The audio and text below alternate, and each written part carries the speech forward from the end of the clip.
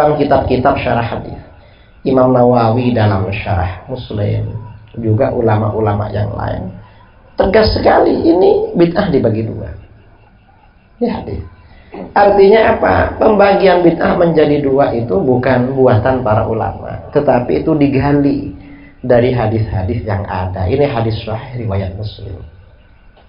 Begitu disampaikan begitu, Wahabi yang di Denpasar itu bilang begini pada saya, Kiai, itu gak bisa menjadi dalil bid'ah hasanah.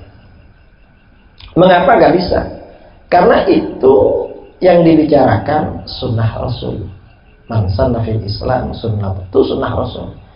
Saya bilang pada dia, kamu gak dengar terjemahan saya tadi. Siapa yang memulai perbuatan yang baik, sudah diterjemahkan, gak mau dengar kamu. Coba dengarkan. Kalau sunnah di dalam hadis ini diartikan sunnah Rasul, ya berarti kamu sangat bodoh. Bukan bodoh, tapi sangat bodoh. Mengapa? Karena di dalam hadis ini ada lafaz sunnah yang berlawanan. Satunya sunnatan hasanah, sunnah yang baik. Satunya sunnatan sayyi'ah, sunnah yang jelek. Kalau sunnah dalam ini dimaksudkan sunnah Rasul, berarti menurut kamu sunnah Rasul ada dua. Ada yang baik, ada yang gak baik. Jelek kamu kalau begitu. Akhirnya kata dia apa? Itu nggak bisa ya jadi dalil. Kenapa? Karena di sini ada fil Islam, menurut Islam.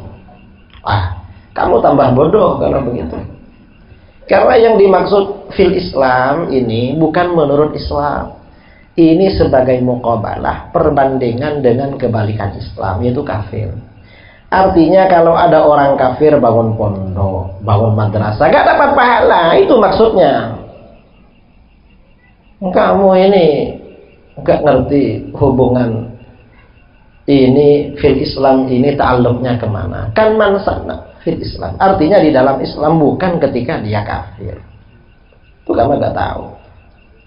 Lalu kata Wahabi itu, maaf Kiai, hadis ini sababul wurudnya, asal muasal hadis ini kan masalah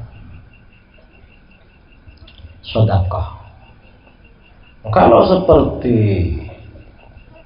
tahlil, maulid, nggak bisa ini karena sedekah.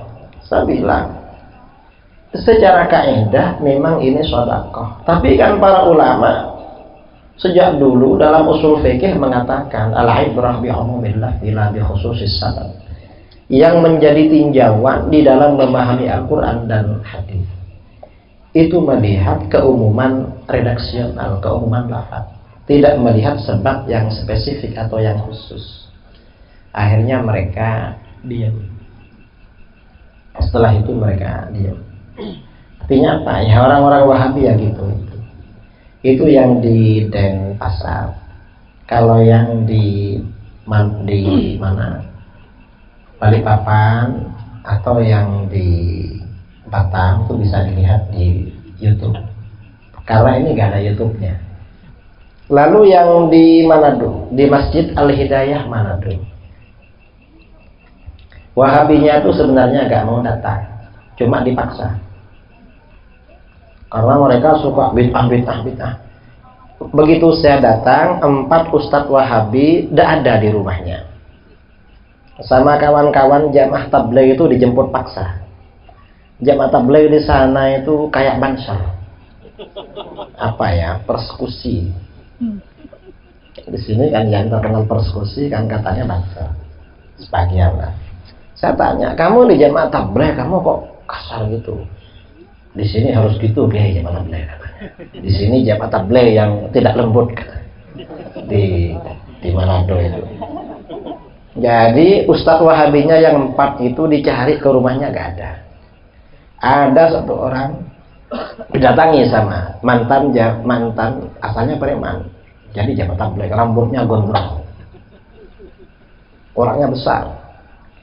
Ustadz, nanti harus datang lagi ke Masjid Hidayah. Kalau udah datang awas. Iya, kebetulan. Iya, datang malamnya. Datang, dialog masalah bid'ah. Lalu kata dia, Kiai, dalil bid'ah hasanah yang sering disampaikan itu karena hadis perkataan Sayyidina Umar tentang sholat tarawih. Ni'matil bid'atu hadhi. Sebaik-baik bid'ah adalah sholat tarawih. Itu gak bisa jadi dalil bid'ah hasanah. Kenapa gak bisa? Karena yang dimaksud bid'ah dalam perkataan Sayyidina Umar di sini adalah bid'ah secara bahasa, bid'ah lughawiyah.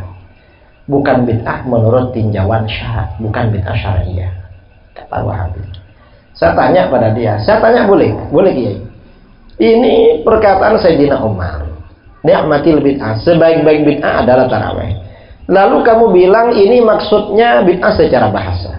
Nah, yang kamu sampaikan itu penjelasan dari Sayyidina Umar sendiri apa bukan?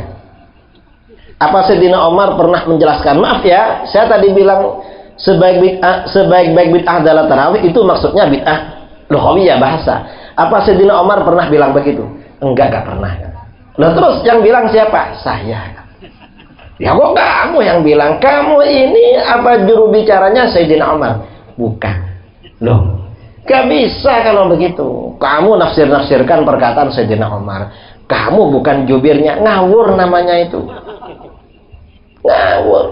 Ini gak bisa. Perkataan Sayyidina Umar diartikan bid'ah secara bahasa gak bisa.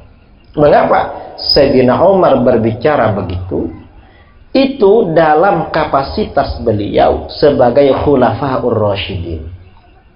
Khulafaur Rasyidin ini jabatan syar'i.